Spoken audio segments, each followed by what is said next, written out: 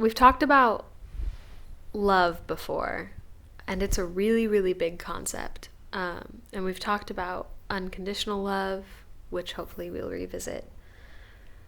But someone the other day said, I love you to me, and it really made me think for a while because I felt like everything that that person has done is not an expression of love.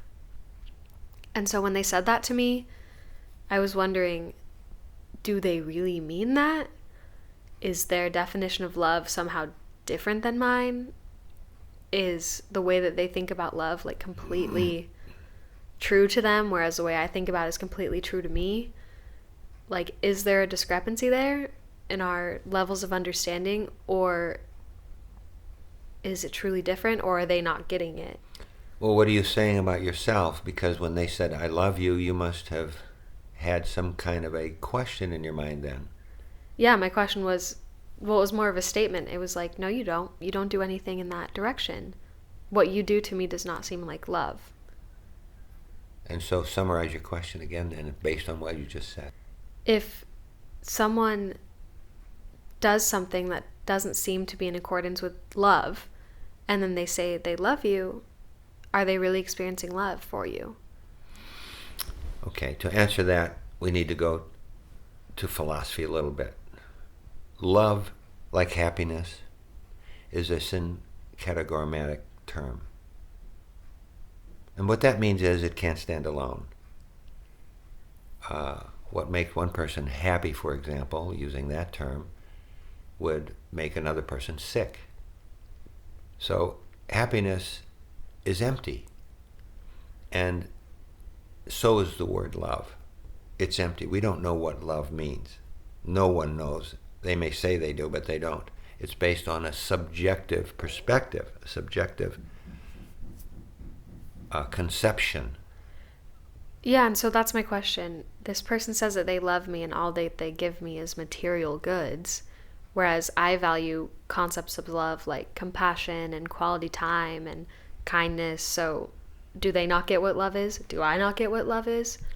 We can't say that. It's not whether you get what love is or not. It's a question of the perspective you come from in terms of what satisfies you that we would call love. To give you something material, certainly I feel the same way, give me something material as an expression of love would not satisfy me. What satisfies me is I can have some insights and say, well, that person who gave me that particular thing sees that gesture as meaningful, as expressive of appreciation, and so I'll give him or her credit for that, even though it doesn't satisfy me in terms of what love is. So they thought they were acting out of love. Yes, they may not. This may just be a scam. It may just be a delusion. It may be for them all they have. And in order to get along in the world and grow in your own stature, psychological stature, you'll have to begin, anyone would have to begin to look at that example that illustration you just gave, as meaningful. That a person who says, I give you this out of love, means that, and that for that person is a expression of love that you can say thank you to, even though you may not be anywhere near appreciating this as a gesture of love from your perspective or from what you would do. What about if they just like treat you badly? Everyone has that family member. They just treat you badly over and over and over and over again, and then they say, I love you. This is really complex, and it's a good question you're asking because it's where people live. The better portion, which seems to in most people to be the smallest, is trying to express itself by saying, I love you. But the habitual, ingrained drama, vagaries of life, attitudes that they both developed and brought in with them are winning the battle. And so their behavior belies their statement that I love you, and the behavior trumps it. And it doesn't feel good because it feels like a lie when they really want at some level to be, quote, good or to mean that they love you, but they cannot do it.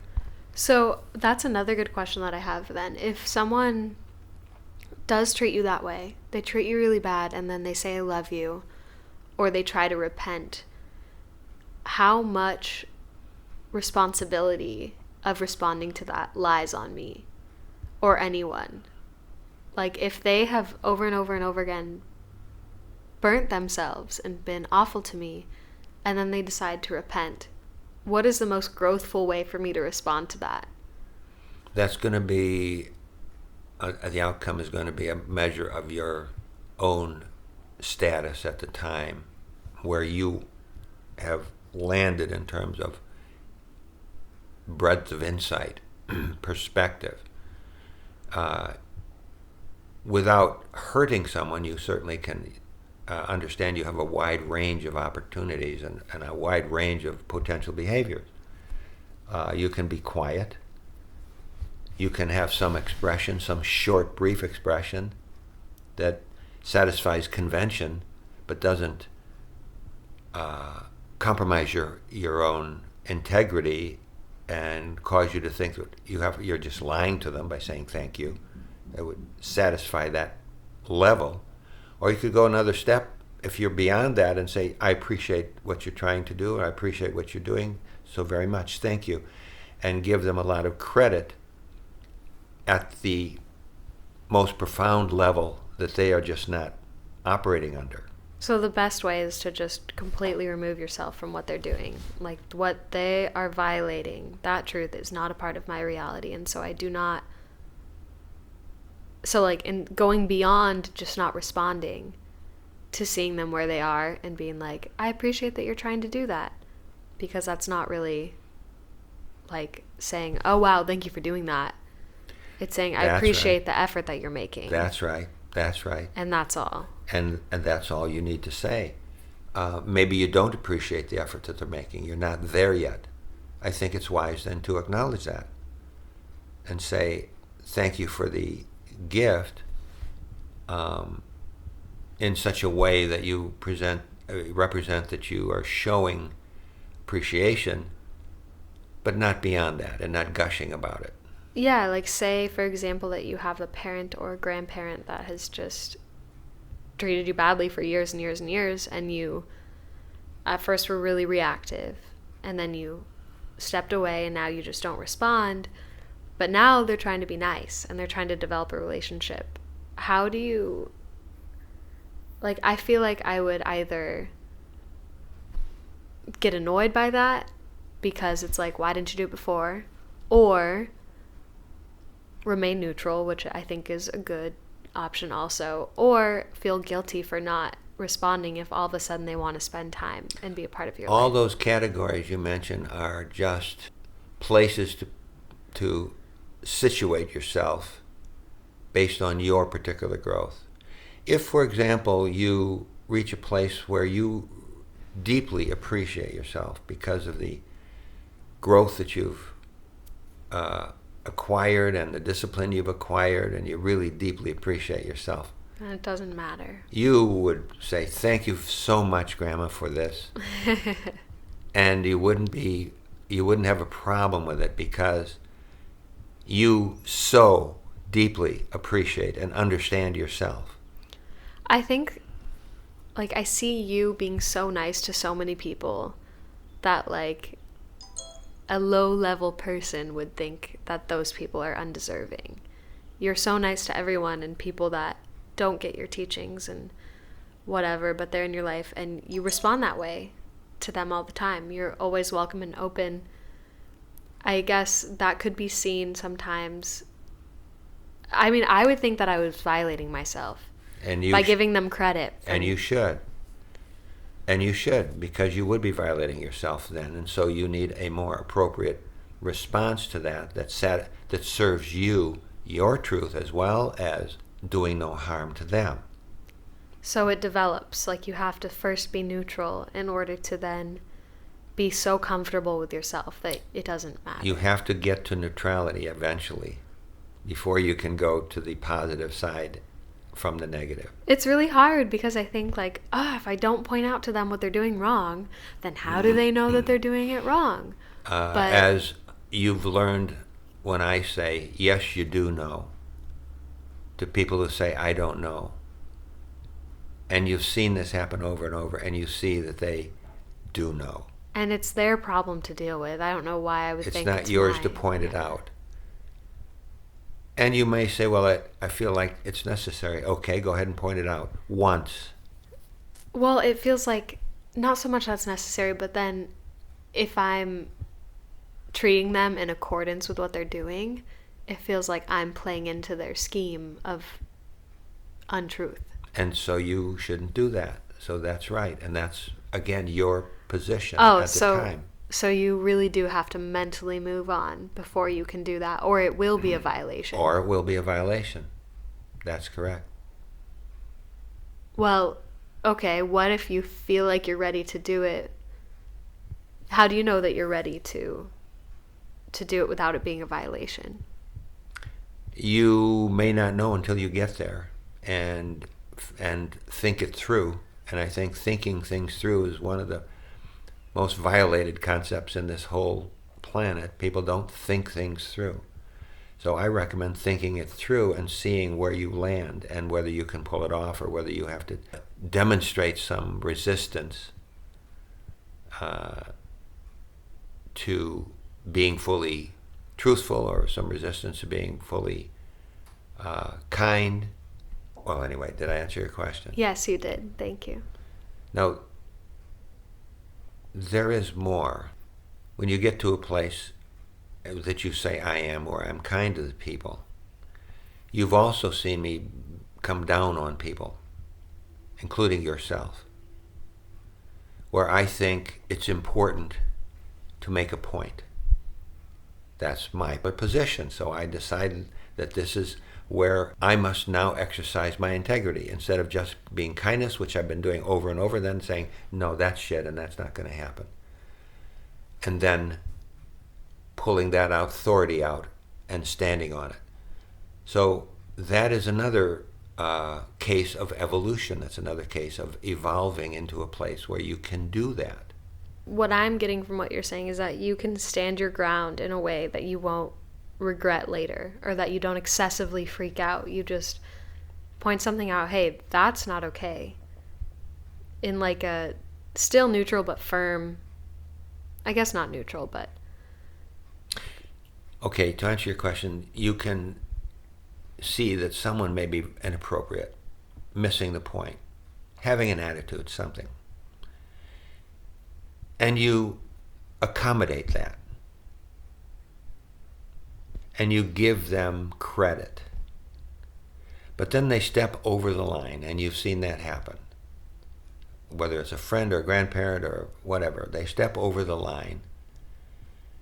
And then you say, no, this is where it ends. And you say, what you just did was inappropriate and wrong. And so you bring that up. Oh, I get it. So like knowing your boundaries. Yes. And like firmly knowing them to like, okay, I'll give you a little leeway there. Do what you need to do. I see where you are, but then wait. Correct. You can't cross that line. Right. I'm not permitting that. I'm not going there with you. I'm having a discussion with you, which I really don't like, but I'm accommodating you. Dad, grandma, brother, friend, whatever. I'm listening and I'm accommodating you. You may be realizing that there's something missing in my acceptance of you at some level, but you keep pushing it. And you then require of me something that I'm just not ready to give. And so then I call a halt to it and say, all right, listen, I've been going along with this to this point, and this is where I'm cutting off. And so having thought that through, and if it's not very comfortable, but it's true, then practicing it so that you can say those kinds of things. And having the right words to say. Well, that's one of the things. I do in my work. I like to be able to teach people how to see the truth, where they can accommodate the lies.